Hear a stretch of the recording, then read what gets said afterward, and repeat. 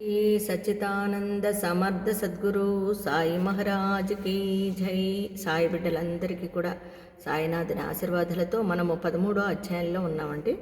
శ్రీ గణేశాయ నమః, శ్రీ సరస్వత్యై నమః, శ్రీ గురుభ్యో నమః.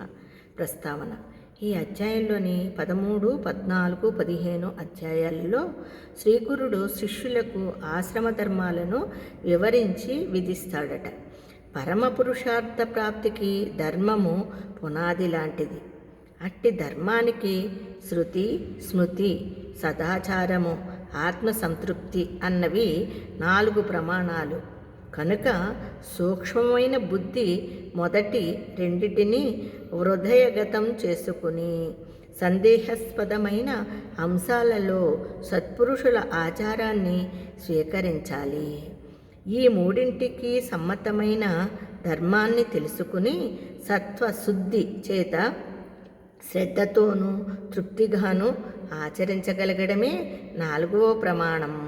కానీ శృతులకు అర్థం చెప్పగలవారు, వాటి పరంగా స్మృతుల నన్వయించగలవారు ఎవరు? అంత నిర్దుష్టంగా వాటిని తెలిపి ఆచరించి కృతార్థత నొందిన వారే సత్పురుషులు. కనుక వారి వాక్యాలే ఆచరణీయ ప్రమాణము. కనుక ధర్మాన్ని కూడా వారి వద్దనే నేర్వాలి. అది తెలపడానికి ఈ అధ్యాయములో శ్రీ నృసింహ సరస్వతి స్వామి స్వయంగా శిష్యులకు ఉపదేశించారట. ఆయన వలనే ఆశ్రితులకు సర్వాపదల నుండి అభయమివ్వగలవాడే సద్గురువు.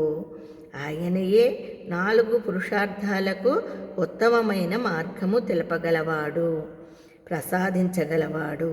సన్యాస ధర్మాలను శ్రద్ధతో పరిశీలించి వాటిని ఆచరించడానికి సంసిద్ధులైన వారే తురియాశ్రమానికి స్వీకరించ యోగ్యులని ఈ అధ్యాయం, అంటే తురియ ఆశ్రమాన్ని స్వీకరించ యోగ్యులని ఈ అధ్యాయము తెలుపుతున్నట్టండి.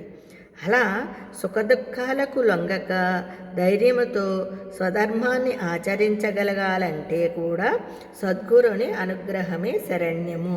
చూసారు కదా, మన సద్గురువుని శరణు వేడితే అన్నీ కూడా మనకి లభిస్తాయండి.